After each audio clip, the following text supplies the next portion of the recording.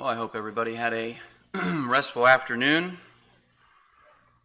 I was able to nap for about an hour or so, I think it was, before I got woken up by a tickle attack from Callie there. But it's, again, good to be with you all today, and so glad for the invitation to be here and this opportunity for us to study together and just be together as brothers and sisters.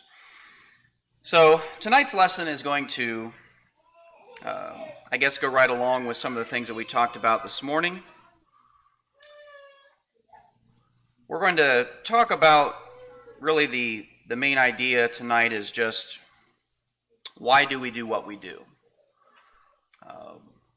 We talked some about our motivation this morning as to why we should serve God, and we're going to again touch on that. But you know, as we think about what God has prohibited for us, I often think about 1 John chapter 2, verses 15 through 17, where John describes all the things that are in the world. And he basically boils it down to three things. He says there's the lust of the flesh, the lust of the eyes, and the pride of life. And a lot of the things that we talk about in classes and in sermons, we talk about sinful things that we're to avoid, and a lot of those things, I think, kind of fall into those first couple categories, the lust of our eyes and the lust of our flesh. Maybe we don't talk enough about the pride of life, but that one's a doozy. That one gets us all. It's an easy trap to fall into, especially in a world that promotes the idea that the most important thing is how many followers you have on Instagram, how many people know your name, how famous you are. I guess that's really nothing new, because I can remember growing up, and maybe it's natural as kids, we kind of have these people that we idolize that are famous for whatever reason, whether it's a sports figure or an actor or something of that nature, and we just want to grow up and be just like them. But there's an aspect of our human nature, I think, that gravitates towards attention. We like attention. Sometimes we even see in young children, they might act out and receive what we would consider negative attention, but nonetheless it's attention. And so they sometimes misbehave just because they like to be noticed, which sounds backwards, but it is true. The title of our lesson tonight is When There's No Applause. As we go through life, there's undoubtedly times where we are striving to accomplish something of significance. And you can fill in the blank as to what that might be. Think about your own life. Think about a time where you were trying to accomplish something. And maybe you did accomplish that thing, but then you were expecting a certain amount of attention as a result. And it seemed like after you accomplished this thing, maybe you got a little bit of attention, but just not what you were expecting. And you found yourself maybe feeling kind of defeated and just downtrodden, and well, where's my applause? You know, I did this thing. I should have praise. I should have admiration. Maybe we think about a scenario where in the workplace we have learned of some kind of promotion or some kind of opportunity to advance, and we just pour ourselves into trying to set a good example and get our name recognized, and we just go all out to try and achieve that promotion or whatever it is, and at the end of the day it goes to somebody else. And we're thinking, well, didn't anybody notice my effort? Didn't anybody notice all that I've been doing? Where's my applause? Where's my promotion? Maybe we can become jealous sometimes of others, and we find ourselves just kind of feeling defeated. Maybe this one will hit home with some of you mothers in the audience. I know there's several of you. I brought one with me today. And it doesn't just apply to mothers, but fathers as well. You know, you do your best to raise your kids, and especially if you have several children, it can be very chaotic, and It can seem some days just like it's just a thankless job. You know, you pour all this energy into it, and then it seems like, well, the only reason these people are even talking to me is because they want food or they want something else. We don't feel appreciated. We're kind of longing for some kind of applause, some kind of reward maybe for our efforts, but finding none. And all this, it can just lead us to being discouraged. How do we react when there's no applause? And we especially want to think about this in the sense of spiritual things tonight, because oftentimes we have good intentions. We set out to accomplish some good thing for the name of Christ. You know, maybe we are putting together some kind of study material, and we have this plan to distribute it in a certain way. Maybe we're trying to do something online, right? We're putting something out there that we hope gets a lot of attention, and people will be more interested in spiritual things, maybe be prompted to ask questions, or hopefully even be led to obey the gospel, things of this nature. And we go about those things. Maybe it's a gospel meeting. You know, we put forth all that effort, we do all that promoting, and then it seems like at the end of the meeting, you know, there were no visitors that showed up, or it just wasn't the result that we really had hoped for, and we can just kind of feel defeated. What do we do then? Well, I hope to answer that by exploring with you a few passages of Scripture tonight. We understand that Jesus wants our good deeds to shine. That's made apparent in several places. He expects us to be working. He expects us to be striving to accomplish good things. That's really the mission of the Christian, is to be the light of the world, to be the salt of the earth, as Jesus describes it in Matthew chapter 5 here. We'll just start in verse 13 there. He says, "You're the salt of the earth. If the salt loses its flavor, how shall it be seasoned? It's then good for nothing but to be thrown out and trampled underfoot by men." He says, "You're the light of the world. A city that is set on a hill cannot be hidden, nor do they light a lamp and then put it under a basket. But rather they put it on a lampstand so that it gives light to all that are in the house. Let your light so shine that they may see your good works and glorify your Father in heaven." And that last part of verse 16 really kind of leads us into the next point here. Our good deeds should indeed shine, but for whose glory? You know, that we can lose sight of that sometimes.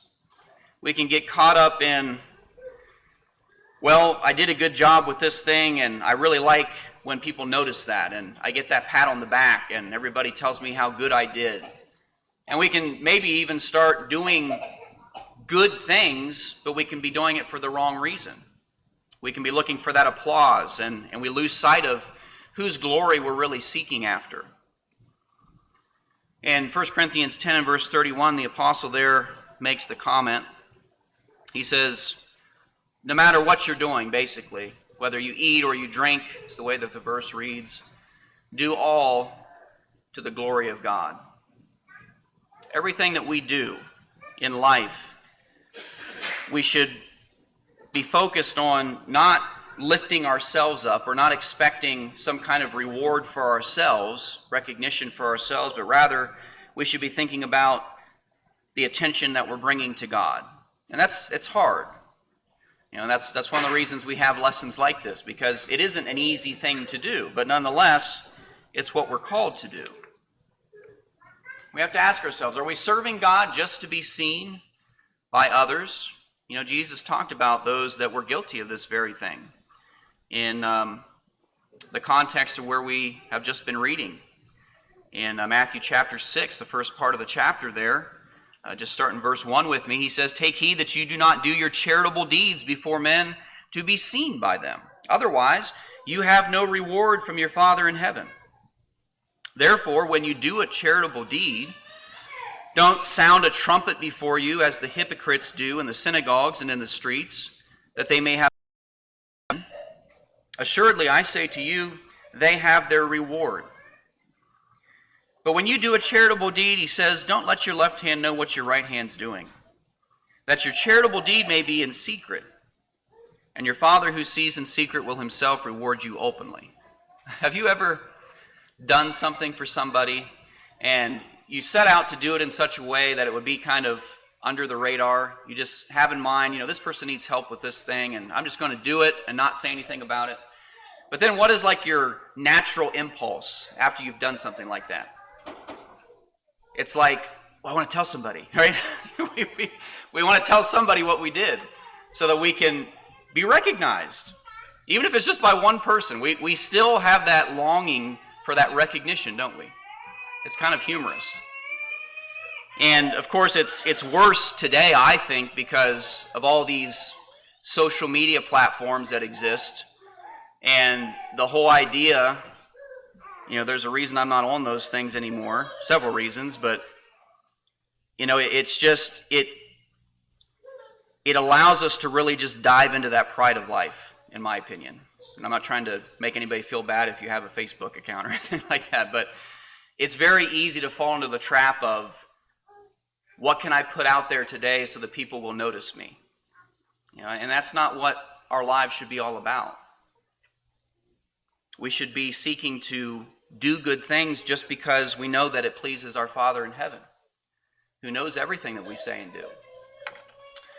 We find in chapter 23 of Matthew, again, Jesus, on this occasion, rebuking the scribes and the Pharisees. He describes their behavior in the first part of the chapter there. We'll read down through about verse 12. But starting in verse 1, Jesus spoke to the multitudes, to his disciples. He said, "The scribes and the Pharisees sit in Moses' seat. Therefore, whatever they tell you to observe, that observe and do. But do not do according to their works, for they say and do not do. They bind heavy burdens that are difficult to bear, and they lay them on men's shoulders, but they themselves will not move them, even with one of their fingers. But all their works they do just to be seen by men," he says in verse 5. "They make their phylacteries broad. They enlarge the borders of their garments. They love the best places at feasts, the best seats in the synagogues, greetings in the marketplaces, to be called by men, Rabbi, Rabbi. But you, do not be called Rabbi, for one is your teacher, the Christ. You're all brethren. Don't call anyone on earth your father, for one is your Father, he who is in heaven. Do not be called teachers even," he says, "for one is your teacher, the Christ. But he who is greatest among you shall be your servant. Whoever exalts himself will be humbled, but he who humbles himself will be exalted." Just the other day, a very good brother of mine had related some struggles he's been going through, and I thought of a passage that might lift his spirit, so I just texted it to him, and he wrote back and he said, "Oh, the best advice a person could give." And my response was, "Well, I plagiarized that." But that should be our attitude. It's not what recognition can we receive from each other, but again, always trying to filter the attention back to the author, the one that deserves the attention. And we really have to strive for that. Whose approval are we seeking? Just a few other verses here I thought we would note quickly. In Luke chapter 16, verse 15, Jesus there, he said to them, "You are of those who justify yourselves before men, but God knows your hearts. For what is highly esteemed among men is an abomination in the sight of God." In John chapter 5 and verse 44, Jesus on this occasion, he says, "How can you believe, you who receive honor from one another, but do not seek the honor that comes from the only God?" And finally, Romans chapter 2, right at the end of chapter 2 there, verse 29, Paul is talking about who the true servants of God are, and he's talking about it in the sense of he who is truly a Jew.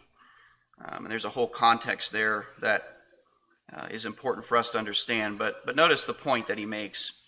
He says, "He is a Jew who is one inwardly, Circumcision is that of the heart, in the spirit, not in the letter, whose praise, notice, is not from men, but is from God.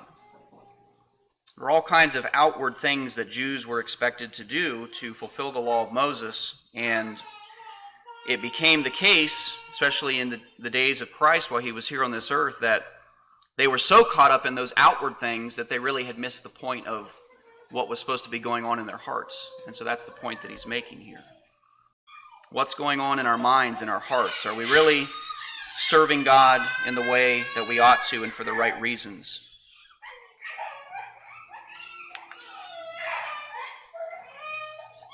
It's important for us to remember that God does not owe us anything. Sometimes we get to thinking, well, if I do all the things God says to do, then it's almost as if we act as God owes us blessings or we're owed heaven. And we need to remember that we're not owed anything because none of us deserve anything good because of our sins. Let's notice in Romans chapter 11 there, verse 33 beginning, right at the end of that particular chapter. It says, "Oh, the depth of the riches, both of the wisdom and the knowledge of God. How unsearchable are his judgments and his ways past finding out. Who has known the mind of the Lord? Who has become his counselor?" And then notice this in verse 35, "Who has first given to him that it should be repaid? For of him and through him and to him are all things, to whom be glory forever." What have we given to God that he should owe us anything is the point. Well, nothing. In fact, we've done everything against him. We deserve to be separated, as is the result of sin. Isaiah 59 verses 1 and 2 makes that plain. Our iniquities separate us from him. Back in 1 Chronicles 29, turn back with me there. 1 Chronicles chapter 29. In the text here, we read about how David had made all this preparation for the building of the temple. He had gathered all the necessary elements that would go into the construction of that temple. We know, of course, Solomon was the one that carried out the actual construction and finishing of that.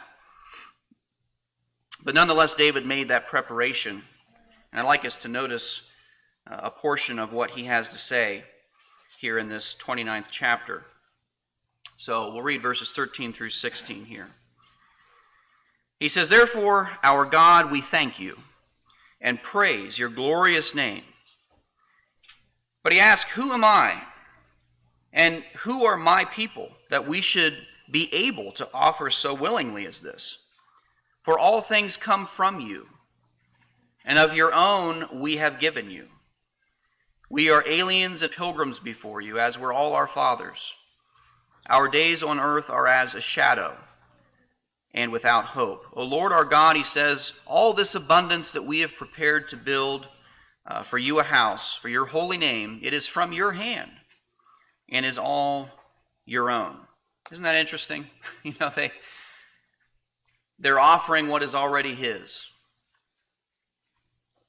And David, in his humility, recognizes that. Ecclesiastes 12 and 13 reminds us of the whole duty of man. You remember there? What is our whole purpose? Why did God create us? To fear God and keep his commandments. That's what it says there. We are here to recognize and glorify him. He doesn't owe us anything. Let's go over to Romans chapter 5, familiar passage to us. Highlights here that despite God not owing us anything, he has freely given us all things. And that's pretty amazing when you really stop and meditate on that point. As undeserving as we are, God nonetheless has loved us so much that he's given us everything. Everything that is good. Romans chapter 5. We'll start there in verse 6.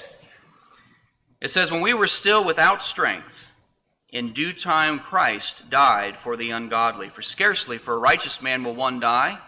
Perhaps for a good man someone would dare to die. But God demonstrates his own love towards us, and that while we were still sinners, Christ died for us." While we were still sinners. I think a lot about, and I don't have this on our outline, but in Matthew 5 and Jesus' sermon there, he talks about praying for our enemies. I know personally I don't do that enough. And it's hard to do that, isn't it? You have somebody that just always mistreats you, always just seems to be out to get you for whatever reason, just difficult to be around, difficult to communicate with. And I think about Jesus when he was there on the cross, and remember what he said? As they had nailed him up there on that cross, and they had done nothing but persecute him and basically rip his body to shreds. And he said, "Father, forgive them, for they know not what they do."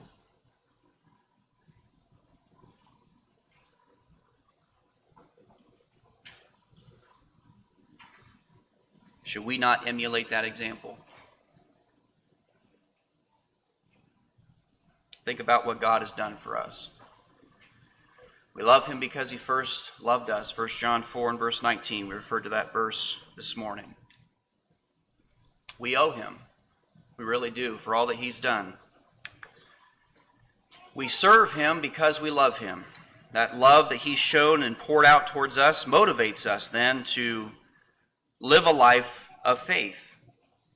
And as we've been noticing, it's geared towards him as the focus. Everything that we say and do, it's not to promote self. It's just to, in some small way, try and repay the grace towards us. If you love me, keep my commandments. Luke 6 and verse 46, kind of in the opposite direction there, Jesus asked the question, "Why do you call me Lord and not do the things that I say?" Do we really love him? Are we serving him appropriately? It's important that we seek righteousness not so that we can receive applause, not that we can be noticed, not that we can become famous, but we seek righteousness first and foremost because it glorifies God, like we said, but just simply because it is the right thing to do.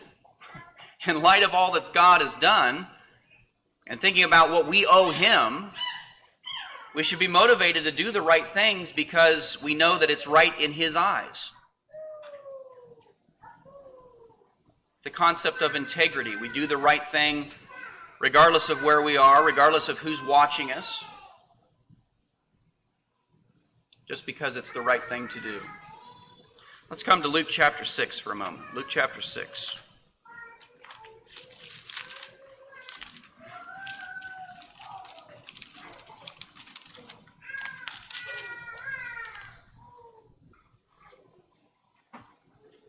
Start there in verse 31 with me. Luke 6, verse 31.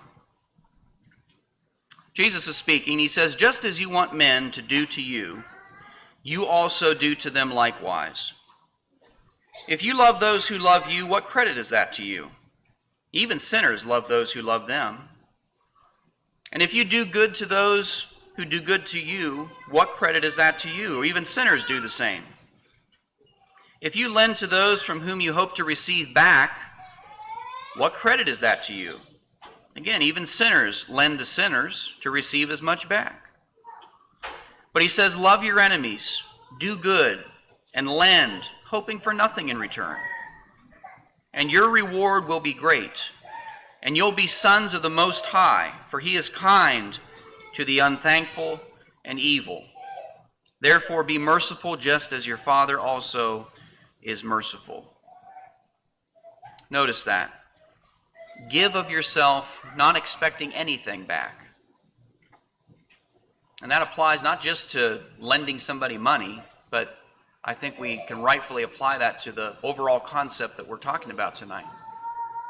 Do good, and even if they don't acknowledge that you did anything, do it because you know it's the right thing to do and because you're glorifying your Father.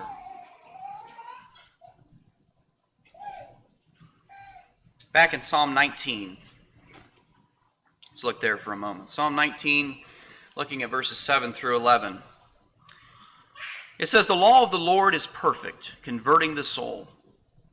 The testimony of the Lord is sure, making wise the simple. The statutes of the Lord are right, rejoicing the heart. The commandment of the Lord is pure, enlightening the eye. The fear of the Lord is clean, enduring forever. The judgments of the Lord are true and righteous altogether." And then in verse 10 he says, "More to be desired are they than gold, yea, than much fine gold. Sweeter also than honey and the honeycomb. Moreover, by them your servant is warned, and in keeping them there is great reward." Is that how we feel about the things of God, His Word? Do we crave it the same way that we would crave money on this earth?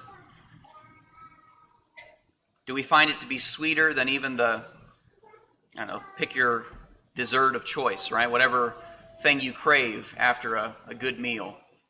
Is God's Word sweeter than that? Whether it's a big chocolate cake or cheesecake, whatever it is.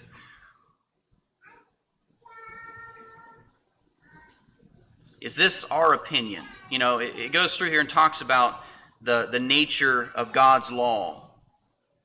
Is that our opinion of it? We can read that and say, okay, well, that's what it says it is, but is that how we feel about it? Do we seek to make that the core part of who we are simply because it is indeed right? Acts 20, verse 35, the Apostle Paul there reminded his audience how the Lord had said it is better to give than to receive. And I think we'd all agree that the older you get, the more you realize how true that is. We've all, I think, gone through that transition of, when you're a kid, you can't wait for your birthday because people are going to give you all kinds of stuff, right? You have this whole list that you've been working on all year. And now it's your birthday and you get to receive all these presents, right? And you just can't wait for that. So exciting. But then the older you get, if you're anything like me, your birthday rolls around, maybe you forgot your birthday was even coming up because you're so busy with everything else. People remind you that it's your birthday. What do you want? What do you want for your birthday? I don't know, right? We almost get to a point where we just find more joy in seeing others happy. The things that we really want, you can't put it in a box and give it as a gift. We want our children to grow up and be faithful to God. We want to see them happy and thriving and succeeding. We want to see the church growing and blossoming and thriving the way God wants it to, and people coming to Christ, all these kinds of things. You can't give that as a gift. It's better to give than receive.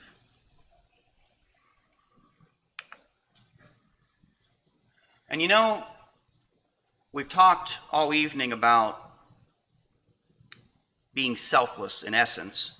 We're not doing things, we're not serving God so that we can have an applause. But nonetheless, and you've noticed this in many of the scriptures we've already read together, but there will be recognition for that. But it's going to be the kind of recognition that really matters. And that's what we'll receive in the end from the God that we serve. He is going to remember the labor that we have labored during our life if we've lived a life of faith. Come over here with me to Hebrews chapter 6 and look there at verse 10. It says there, "God is not unjust to forget your work and labor of love which you have shown towards His name, in that you have ministered to the saints and do minister." He says, "We desire that each one of you show the same diligence to the full assurance of hope until the end, that you do not become sluggish, but imitate those who through faith and patience inherit the promises. And so therein is kind of, the answer to the question we asked earlier. What do we do when there's no applause? Well, we just keep going. We just continue on, because we know that in the end, it will matter. It will count. God notices the life that we're living, the things that we're doing. Over here in Galatians chapter 6.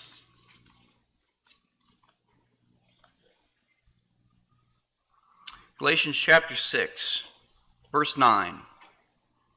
The Apostle Paul there says, "Let us not grow weary while doing good, for in due season we will reap if we do not lose heart. Therefore, as we have opportunity, let us do good to all, especially to those who are of the household of faith." I've always liked the picture that Jesus paints for us in Matthew 25 at the end of that chapter. He's talking about the judgment that is to come. He describes how the Son of Man is going to sit on his throne to make judgment of all nations, all people who've ever lived and ever will live. And they're going to be divided as sheep from the goats. And different things are spoken to those respective groups. I'd like us to notice a portion of what he has to say here in verse 34 beginning. And he's speaking to those that are on his right hand, those that have been faithful to him. But I want us to notice specifically what he commends them for. I think it's so really remarkable. Verse 34 says, "The king will say to those on his right hand, 'Come, you blessed of my Father, inherit the kingdom prepared for you from the foundation of the world. For I was hungry, and you gave me food. I was thirsty, and you gave me drink. I was a stranger, and you took me in. I was naked, and you clothed me. I was sick, and you visited me.'" It doesn't even say you gave me any medicine or did anything to cure my ailment. It's just you visited me. Isn't that something? "I was in prison, you came to me." And the righteous will answer and say, "Well, Lord, when did we see you hungry and feed you, or thirsty and give you drink? When did we see you as a stranger to take you in, or naked and clothe you? When did we see you sick or in prison and come to you?" And the king will answer and say to them, "Assuredly I say, inasmuch as you did it to one of the least of these, my brethren, you did it to me." If that doesn't remind you of what we talked about this morning, all those examples there, this is what Jesus is looking for. People who just care about others, who are not so focused on self and receiving all the attention, all the applause, but are just trying to do the right thing because it is the right thing to do, because it glorifies God. Things that take no talent. It's not talented to give somebody something to eat when they're hungry, right? Or to just go visit somebody when they're downtrodden or sick. But this is what these people are commended for. This is what the righteous will be commended for. God's not going to forget all those small things that you've done in your life. Maybe you think they're small, but to God, they're big things. They're the things that matter. And can you imagine, as it were, that applause when you hear those words, "Come, my blessed servant, receive the inheritance that's been prepared for you"?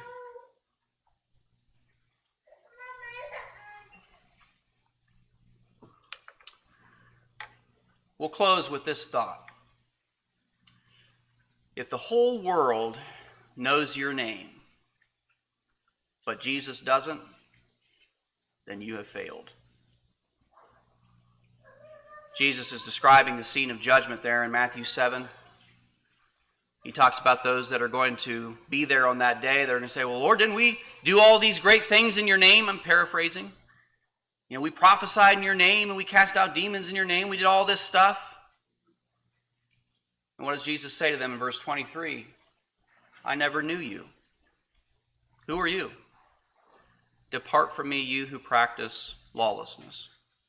We can do all kinds of things in the name of Christ, but if it's not what God and what Christ have commanded to be done, and we're not doing it in the way that it was meant to be done, with the right motivations to do it, It's as if Jesus doesn't even know who we are. I mean, people go about, I've had this thought many times too. They make these horror movies, right, that are meant to scare us and create these scenarios that are just chilling and frightening. This is the most terrifying thing I can think of, is to imagine. Going your whole life, and in that final day, standing before the king, he says, "Who are you? Depart from me." I mean, it brings tears to my eyes just to try and imagine the terror of that.